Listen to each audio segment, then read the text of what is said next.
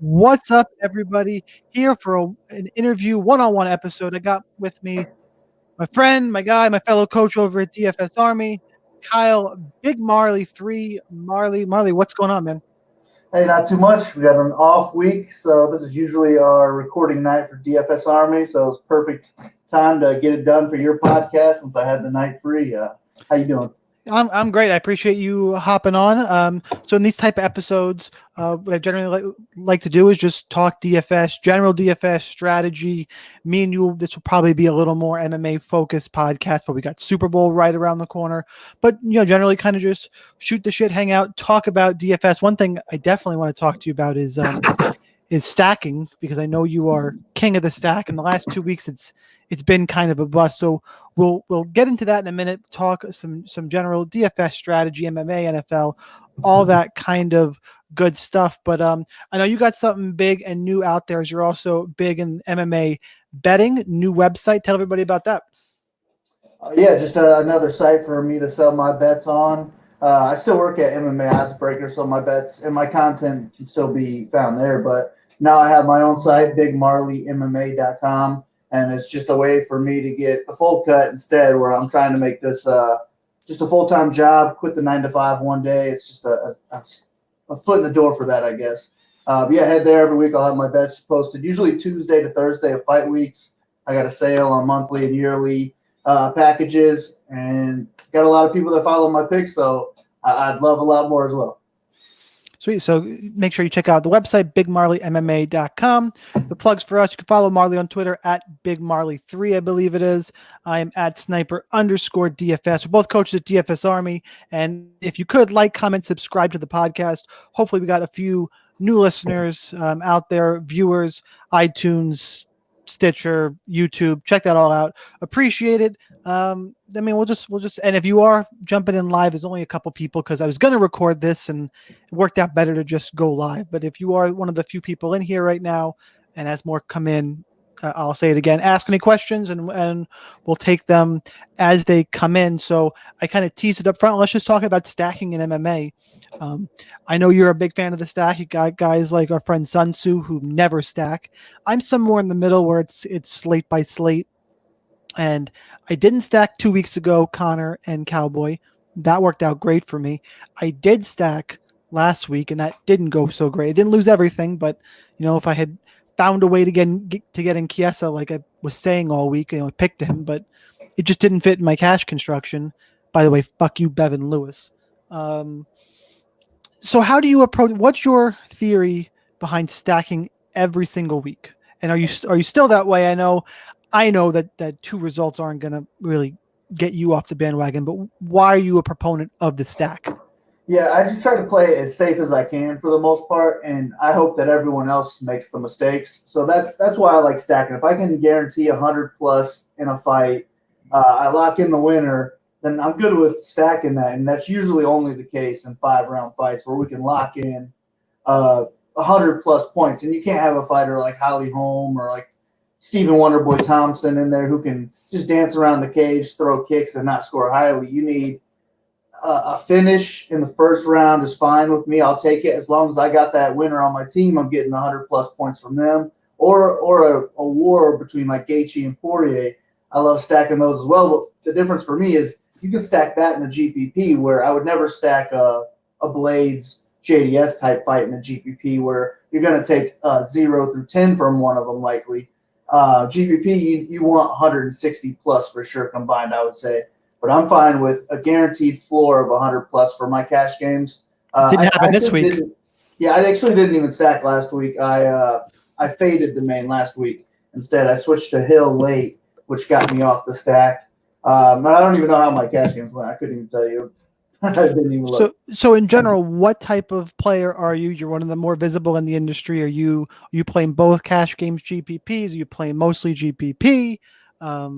Is it slate dependent? Because for me, I just approach every DFS sport. It's formulaic for me. I have my ladder, I have my set, what I'm going to play each game, each event, what I'm going to play in cash games head to heads. And I'm about 65-35-ish cash to GPP. But how about you? What's your approach towards bankroll management? So I'm changing it. Like I'm just now changing it this year. I'm about to upgrade houses soon, and that's going to eat a lot of my bankroll for the down payment. So it's got me changing stuff up, and I'm going to start moving more towards GPP, and my only cash games being me bum hunting for any non badge out there. If I see a non badge, I take it, and I look quite often throughout the day. So I usually get like maybe 100 to 200 bucks worth of cash games just by doing that. You get that much I'm value. You get that much volume on no badges. Yeah, if you look as What much as I what look, and it what depends on the what dollar card. level? Usually it's between 1 and 20. Rarely I'll find like a 50 and up, but I'll snatch those up if I do. It's been a long time since I found one of those, but I usually find 3 to 4 20s, 3 to 5 10s, and then the lower the price goes, the more people I find. I gotta look at Uh, those more. Jesus. And yes, but I've done it all. I've played like 80-20 cash. I played 50-20 cash. I've skipped cash, done 150 in GPPs. So why So I've done does it all. why does less of a bankroll equal GPP to you? Because to me, just instinctively, I'd be the opposite. I think it's getting harder and harder to win in MMA specifically. I got crushed in last year. The last maybe 4 to 6 months was a big downer for me personally, and I would just rather not try to beat Rake and all the regulars that we have in the cash games. It's always the same people, and usually my lineup's the Hi. same as theirs or a 2v2. So I would just rather avoid all those people, just bum hunt where I can, and I can't get in that much action by bum hunting. So that's really why. And me winning, 15% in a week's not going to help me build a bankroll up. I need to hit that big win. So that's what I'm going for now. I'm just going to play mostly GPPs, aiming for that big win. And then once I have my bankroll built back up, I'll probably start getting back into cash games more. But like I said, it's getting harder and harder, and it's the same names each week. And I avoid all those people. So I don't want to have action with them. I want an edge where I can get it. And I think people who haven't played as much as me is where that edge is right now. So typically I bounce around sports in this podcast, which makes it a little hard to gain some traction. But I talk about the things I like to talk about. But I think one thing we all do play is NFL. So how do you're also a coach at DFS Army for NFL. How do you is there a relationship for you in how you approach NFL DFS and MMA DFS? Where can you cross over and where is it way different? Well, for me, NFL is just way harder in general. There's a lot more pros who play NFL. So I just game select a lot harder. That I'm pretty much single entry and 3 entry max for my NFL, and that's what I really focus on is a main 3 lineups each week, and I'll spend all week making those and making like not optimal, not cash game lineups, but close to optimal with like a little GPP twist. The hybrid lineup, as Geek would call it. Pretty much. And for MMA, I feel like I have an edge over most people, so I'm willing to play all kinds of games in MMA where I'm not going to limit myself to single entries or 3 entry max because we also don't have as big a contest where if I win a single entry, what am I going to get, like 400 bucks or something like that from MMA?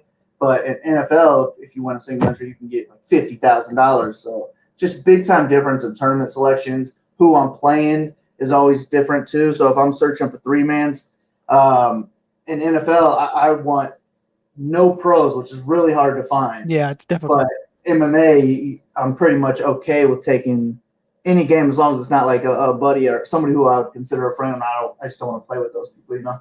Gotcha.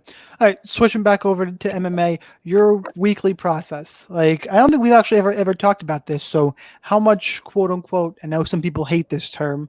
Tape study. How much tape study or watching fights do you do? How much of it is based off what you know? How much of it is odds value? I mean, I know there's a mixture of all that in there, but is there anything you lean on? Yeah, I mean, all of it really. But I would say I need more tape study on fights that I don't know who the fighters are. I want to know who the fighters are, what they're capable of, where they're likely to take the fight. So a fight like a John Jones fight, like I know what John Jones brings to the table. I don't need to go back and watch every single one of John Jones' fights because I'm not looking for like does he put his left arm down when the other guy does it? Like I don't have anything like that. I'm just a skill versus skill, style versus style type of guy, and that's basically what I base it all on. Then I come up with my own line. And if it's that much different than the books, then I make a bigger play on it. But yeah, I would say I start out the week. I always take Sundays off. And then it depends how I'm feeling. Like if I won the week before, I'll probably get started on Mondays because I'm like eager to get started. But if I lost, I got hammered or something, I'll take Monday off too, and I'll get started maybe Monday night or just start on Tuesday. And then that's when I'll start in the mornings. I work at home. That helps big time. I got you're 40 lucky hours there. at home where I got a TV next to me. I can listen to anything I want to. So I usually start with my own research Monday through Wednesday, get all my picks into CBS. Once I send to them, then usually the podcasts start coming out, I'd say Wednesdays and Thursdays. So then I'll listen to other people's opinions, and whether that be good or bad, like I'll listen to people, and then if everyone's on the same person, I'll sometimes change my opinion, be like, okay, maybe this is the wrong side if everyone's on. Right. It makes it a good GPP play. Like I've actually gotten away from listening to other people. I did a lot of that.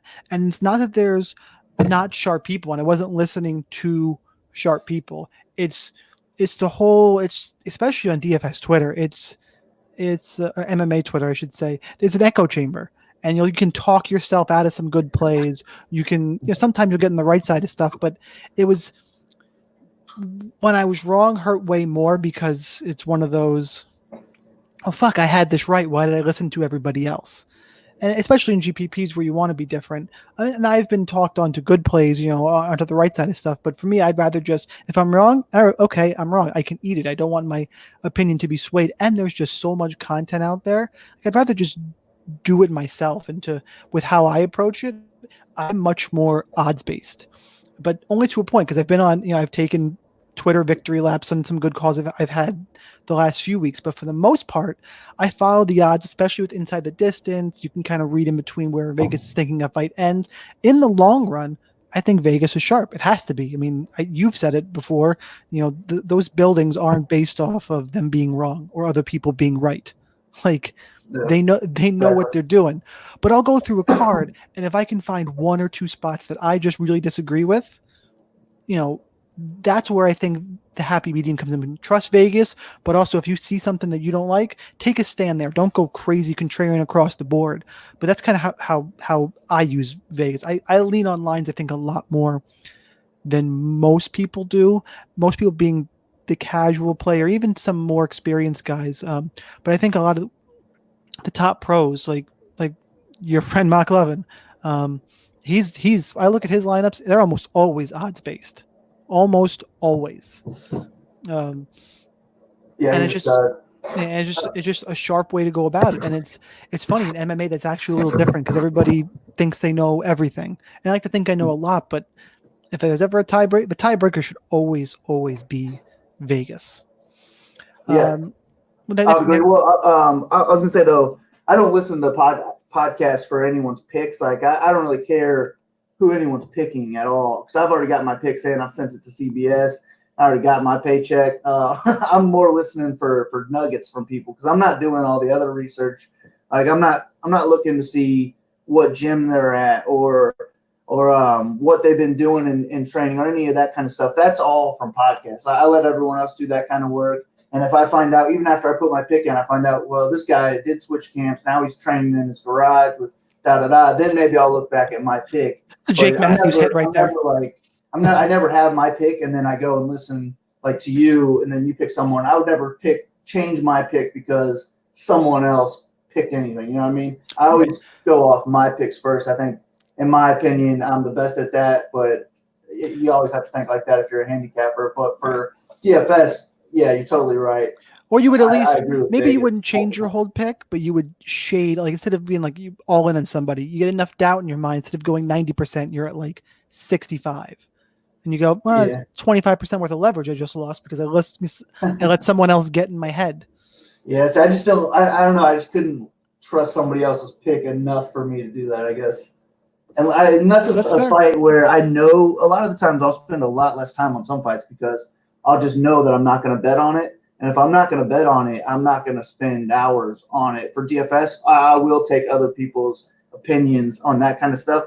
But other than that, man, it's it's pretty much what I think is gonna be the case on Tuesday and Wednesday. I pretty much stick with that through Friday, unless I change my mind through something else I've seen personally, I guess.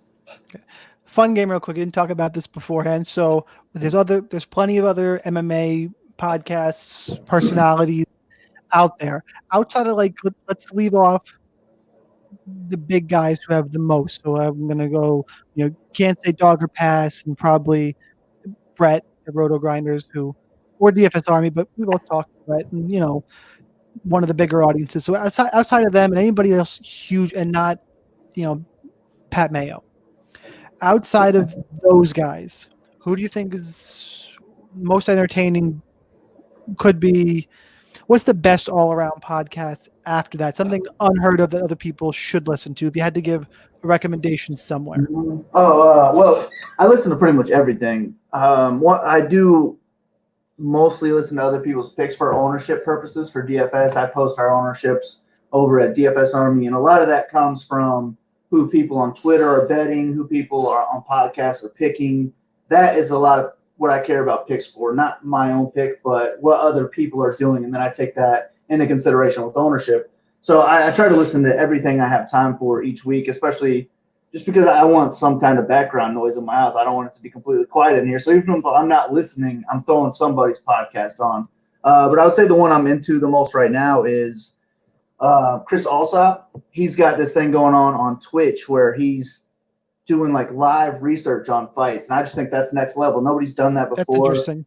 And you're getting like his first take on these new fighters. You're watching a fight with him live on Twitch. And then he's sharp too. Just listening to him talk, you can tell that he's sharp. So I discovered him, I don't know, like 2-3 months ago, something like that. And the more I watch him, the more I'm interested. So I don't remember what his name. Diary of a Professional Gambler, maybe on Twitch. I think he's on YouTube. Yeah, I think that sounds right. So yeah, I'd say he's the one that might be going overlooked right now, who's doing good things right now. I mean, he's got some followers, he's got more than me, but I'm going to throw out a guy. He sent me a shirt before, so I mean, maybe I'm paying that back. I'm not, but you could say that is MMA Lock of the Night, and he does the fight index for Newsom. Puts everything out there. That service is like $4 a month. But what I like about him, other than just quality content, is the dude is a hustler. Like, he's got all kinds of shows. Like, I do various shows for DFS, but he's got split decision show. He's got a betting show. Gives out betting picks. All that stuff. The dude is a hard worker. And puts out good content too. So shout out to him. There's enough space in MMA podcasting that we can all get along, and there are some good dudes around. So want to throw that out there for sure. So coming up, we have UFC. God, the numbers are all getting jacked up on me. 247. Is that what John Jones, Dominic Reyes is? Is it 247? Sure is. Yeah. So we had a $25 GPP, 100 grand up top. What do you think of both the contest itself, the structure of it, and how are you going to approach it in terms of how many lineups you can enter? You're going to get crazy salary left on the table. Just an overview. It's a big GPP. Thoughts on it, and then how are you going to attack it? So I've been doing 150 lineups for these 50 and 100K up top, but I haven't honestly won a single time that I put in 150 lineups to MMA. So I might just be done with those days. And the way I'll decide how many entries I do is if I want to max out that 20 entry $4 contest, then I'll do 20 into the 4, and then those same 20 will go into that $25 for the 100K. But most likely what I'll do, because I have FOMO, so they'll probably have a $5 queue out there where it'll be 15 entry max. I don't want to have 20 entries in the $4, but only have 15 that I can put into the queue when I would have won it with something that I didn't have it. So FOMO keeps me from doing that. So I'm probably going to enter 15 lineups into the queue, the $4, and that big contest, and maybe the mini max as well. Just anything that accepts 15 lineups, and I'll really focus on those 15 throughout the week. But yeah, it depends. Like if I'm more confident in like 6 lineups, then I'll max the $12 queue, the $5 queue, the $4 contest, that $25 contest. So that's pretty much how I'm going to be looking at this card. Instead of going at it with 150 lineups trying to hit that 100K up top when you're getting a third of the field. I mean, a third of all the money's going to Yeah, it's first a place. lot. So, yeah, I mean, if we're gonna want 100K prizes, we're gonna have to deal with structures like that. So I'm okay with it at this point. But yeah, hopefully one day we'll be able to have like $500,000 prize pools with 100K up top. That'd be great. More than that, though, I want a DFS MMA. I want a live final or anything you call a world championship. Can we quit it with this fucking knockout qualifier or knockout event or whatever we're calling it? Yeah, It's I'm pretty sick of it. Do you feel at some point? I mean, I love DraftKings. I've but I'll voice my opinion when it's there. I almost feel like this is lazy. Like Yeah, this is yeah, like the definitely. third time in a row we're running this, and Yeah. I don't think I've heard one person say bring this back again. Yep. Yeah, a lot of different actually. And yeah, I was at the one MMA live final and there's no reason that they couldn't do that again. It was just 8 of us, I believe it was. We went Yep. to Conor McGregor Alvarez. And they threw it fight. together last minute. Like they were NBA qualifiers. All they did was got us hotel rooms. And then we all got the DraftKings suite there at Madison Square Garden. So they didn't have to really pay anything out of pocket. And we didn't go out to some fancy dinners. I've been to other live finals where like the VIP people get taken out. And we went to a club for King of the Beach this year, and VIP dropped $10K just on bottle service alone in this one night. Like that's more than they spent on the entire MMA live final. I'm feeling pretty ripped off from the racing championship I went to. 10 grand on bottle service. I mean, we had a good time, but what story? This is a totally sidetrack story, but I don't think I've ever put it out on a podcast before. So, us at the racing championship, the one year they had it live 2 years ago, and last year was an online only event, and I believe our group is the reason why they're not going to have a live final anytime soon. There were 30 of us in the first round online. 12 of us qualified for a trip to Charlotte. Get there, and we have dinner the first night. We go out for drinks afterwards, and most of the DraftKings people vanish, but there's one or two floating around, and we're all out. And the idea of everybody, the contest is so top heavy, like just a typical first prize was like it was just ridiculous. I can't remember the numbers, but it starts getting floated around. One of the guys starts talking. Why don't we all just put in the same lineup and chop the money? And it was as if we would all have come in like third place. And I swear the guy from DraftKings who was there around, wasn't the higher up guy, but the look on his face was, oh fuck. And it was a serious conversation. There were like 7 or 8 people who agreed. The only reason it didn't happen is because a couple people weren't there in attendance. Then they have a real edge if you guys are right. And if they beat us, and it was one of those we talked to him, and it just kind of fell apart. But it was a real conversation. And funny enough, the guy who won it was the guy who started the whole conversation. But I believe the look of fear, like until they can grow NASCAR enough where they can get 30, 40, 50 people there live, I don't think they're going to have a small version again. Yeah, we don't even have a story like that for MMA. So another reason I don't see why they won't have another live final. Yeah, I mean, I'm just putting it out there, and maybe that's what that was so last second. Like, yeah, they could have 5 live finals a year without how quick they did that one and how easy it is to just get people hotel rooms. Well, they don't even. I think we got the hotel rooms. No. They did get us a hotel, and they sent us $1,000 for travel. Fair, and all that stuff. But if you bake that into the contest, it can't be so bad to do.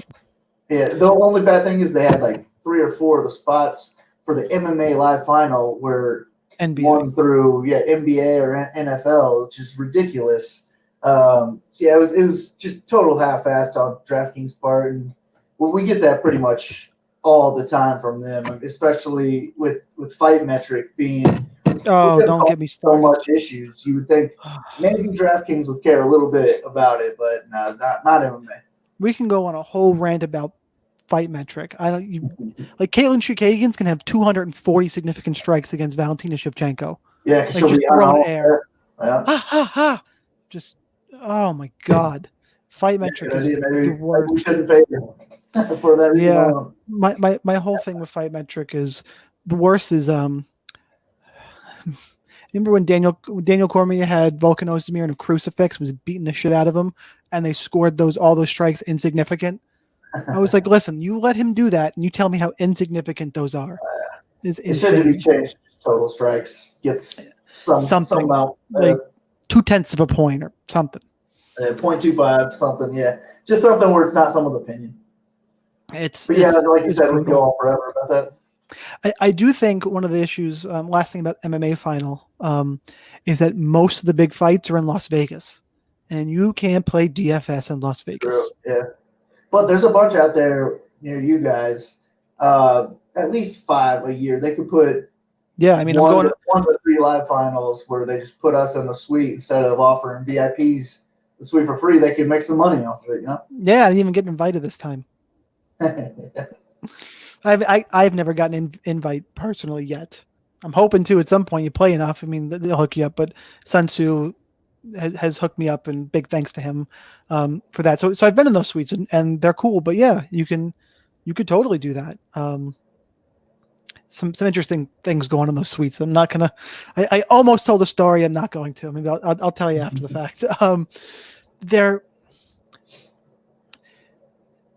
Are you coming out to Brooklyn or MSG anytime soon? By the way, I mean April. Yeah, Get out here for the Tony Habib card. Oh, you got a kid coming. That's right. You can't. Yeah. No, I got a kid coming in May, so yeah, probably won't be going on any trips the next. Oh, it's like April 18th. That's fine.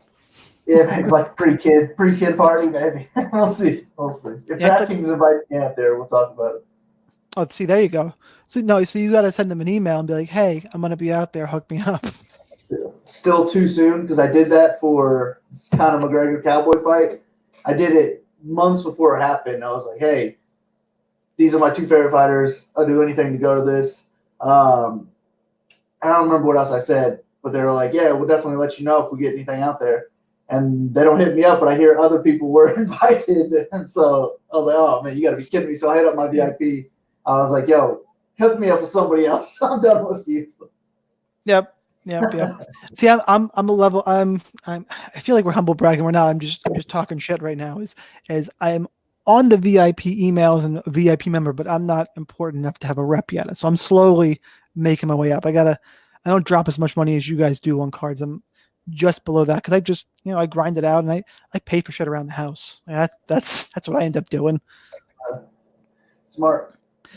Yeah.